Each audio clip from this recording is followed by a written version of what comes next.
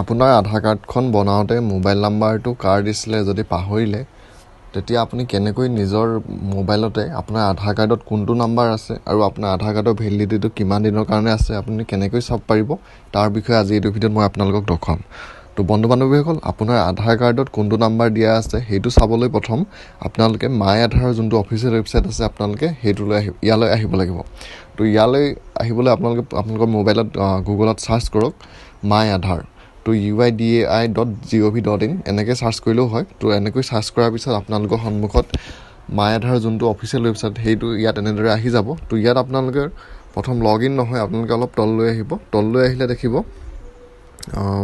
প্ৰথম আছে ডাউনলোড আধাৰ, তাৰপিছত আপোনালোকে অলপ তললৈ আহিব। তললৈ আহিলে দেখিব যে চেক আধাৰ ভেলিডিটি। তো আপোনালোকে কি কৰিব, ইয়াত যোনটো চেক আধাৰ ভেলিডিটি বুলি যোনটো আছে আপোনালোকে ইয়াত ক্লিক কৰিব।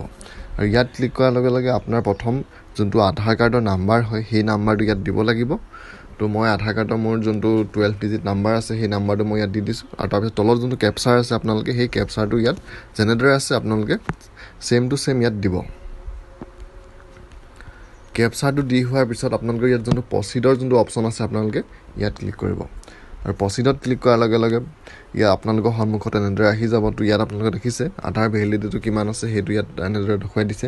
তাৰপিছত আপোনালোকৰ যোনটো জেণ্ডাৰ হয়, তাৰপৰা ষ্টেট কোনখন, তাৰপৰা আপোনাৰ যোনটো মোবাইল নাম্বাৰ হয় সেই মোবাইল নাম্বাৰটো ইয়াত দেখুৱাই দিছে। তো বন্ধু বান্ধৱীসকল, ইয়াত মোবাইল নাম্বাৰটো কি হয় আপোনালোকৰ গোটেই নাম্বাৰটো ইয়াত নদেখুৱায়, আপোনালোকৰ লাষ্টৰ 3টা নাম্বাৰহে আপোনালোকক দেখুৱাব। তো এই 3টা নাম্বাৰ মিলাই আপোনালোকে চাই ল'ব লাগিব যে আপোনাৰ আধাৰ কাৰ্ডত কোনটো নাম্বাৰ দিয়া আছিলে।